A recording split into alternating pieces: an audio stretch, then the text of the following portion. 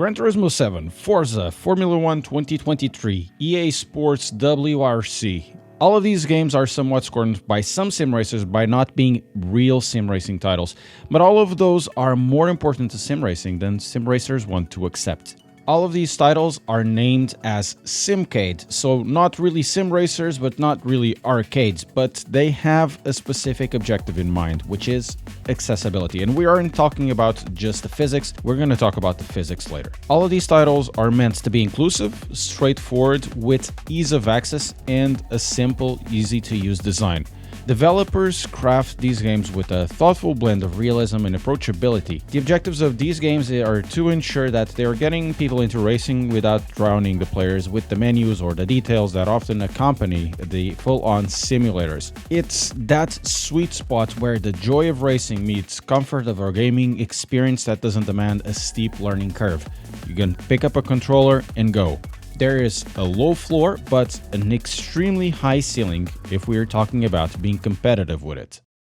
The first thing you're going to notice often is the user interface design, and this is really important. It's crafted to be visually appealing, user-friendly, and most importantly, functional. From streamlined menus to very easy to navigate options, the user interface in Simcade games ensures that players can swiftly access various features without getting lost in a maze of complexities. So this Simcade user-friendly interface and gameplay mechanics make it the perfect starting point for those who want to just pick up a controller, connect the wheel, and race without having to fumble with options and other menus, and really you won't need more than a few seconds to choose a race and start racing. Therefore, the user interface design acts as a guide, leading players through the game mechanics, options, and settings. It's not just about aesthetics, those are helpful to make the game more inviting.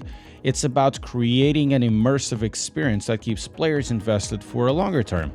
Furthermore, the user interface doesn't just serve the functional aspects, it adds to the overall immersive feel of the game. It's about creating an environment that draws players in, even beyond the actual gameplay, and oftentimes that needs to mesh with the career mode. Now, the career mode tends to be the most important part of the game in a racing title of this kind. These games started as single-player only titles that, after a few generations with the internet being everywhere, including fridges. Hello? Huh, suck it, Jian Yang. You attack and destroy my refrigerator? Added multiplayer as a huge feature, but at their core, they are single-player titles that open up to be multiplayer. Career modes provide a structured framework for players to advance through the game. They offer a substantial amount of content, encouraging players to revisit races or challenges to improve their performance or complete and finish objectives, or gold 100% or platinum 100% of the game, increase the garage sizes, tune or modify the cars whenever possible for different ways to tackle a race. For example, if the game allows you to tune a K car to compete against a GTR, why not do it? Then there's the variety of challenges and the evolving nature of the career modes that will ensure players can enjoy the game over an extended period of time. What that means is that for modern collect-a-car games like Gran Turismo or Forza, the single-player experience can feel a bit like a chore when multiplayer is available, but nonetheless, it's still important to collect cars, or in the case of Forza, to unlock some performance parts. For Codemasters titles like Formula 1 or EA WRC, the single-player career experience is one of the selling points, if not the selling point, as it brings a lot of management gameplay by giving the player an ever-expanding career, starting from a bottom-performing team, evolving into a championship contender as time goes by and performance allows it. Now, this is the important bit. If the user interface draws the player and makes them feel invited, the career mode will keep them going around the track and subconsciously train them to be faster.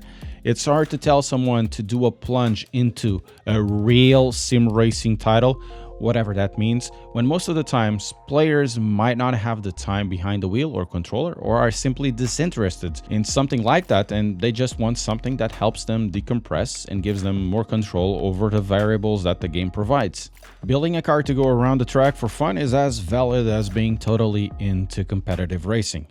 Also, real sim racing physics is kind of bollocks anyways, as what is deemed not to be sim racing isn't really that far behind nowadays. The physics tend to be the main point everyone talks about when addressing these games. The handling and physics a lot of detractors will be sad to hear is at times incredibly close to what of the real deal sim racing titles are. They are in the same realm of realism, they operate in the same way with the same rules in such a way that the fast Gran Turismo or Forza driver will be fast elsewhere as well. The mechanics are there and they are done to an excellent level. Developers craft these games to ensure that players sense the weight, the responsiveness, and the intricacies of driving. What they try to ensure is that while the core of the driving is there, where it differs will be the last 1 to 5% of driving. So the way past over the limit where the simcade might be a little more accessible. The goal with these titles isn't to overwhelm players with technical details or technical parts of extreme maneuverability, but rather to provide most of the functionalities, the dynamics of driving, but still being open enough for everyone to enjoy. What is truly impressive is how simcades manage to capture the essence of realism without sacrificing the enjoyable, more accessible gameplay. It's like the perfect blend of authenticity and entertainment. Once again, not everyone can or not everyone wants to go to what is considered to be a real sim for what reasons they may be, but everyone can have most of the core driving experience. Still, it is not like that sim racing physics can't be gamed or provide situations that are way off, because they are and they have been in constant basis. And oftentimes they are gamed in ways that are kept invisible for everyone for long. For example, the grass gates in iRacing or its constant low pressure meta, or do you remember even the Assetto Corsa competition and meta toe-in or wet driving pressures? Well, these come to mind.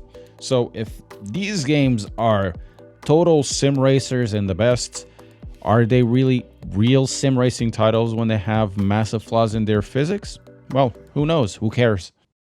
Because of the accessibility, the ease of use, simcades hold a significant position as a bridge between the real-world racing scene and the virtual gaming community, or even as a bridge to have drivers then go to other types of sim racing titles. It is an entry point, a welcoming avenue that introduces a diverse range of players to what racing is. It has been like this for decades now. Gran Turismo or Forza specifically have done an incalculable push to make people interested in cars and racing. Think about this. What is the most efficient way to get someone interested in racing using a video game? A complex, fully fledged simulator with many options, a setup menu, something with no help whatsoever, and requires a constant mindset that you need to read everything, learn about setups, learn about so many other things.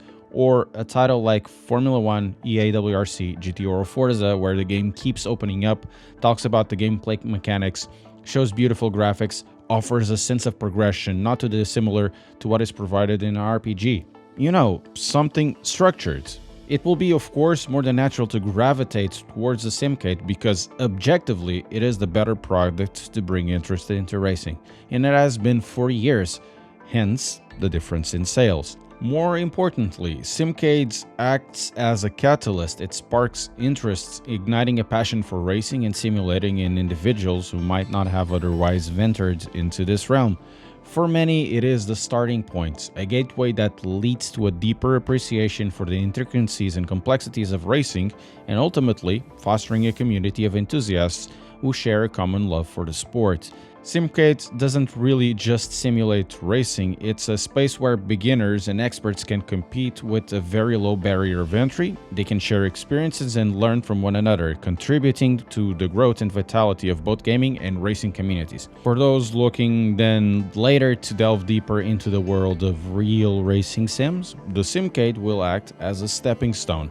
The skills and knowledge acquired from playing these games are easily transferable to sim racing titles, Players who have honed their skills in simcades may find it less intimidating to navigate the more complex setups and realistic physics of the simulators or the way they drive. So in that sense, these games are more about opening doors rather than putting up barriers that we see a lot in sim racing. It's an inclusive space where gamers of all skill levels can come together, share the thrill of racing, and enjoy an authentic experience without feeling intimidating.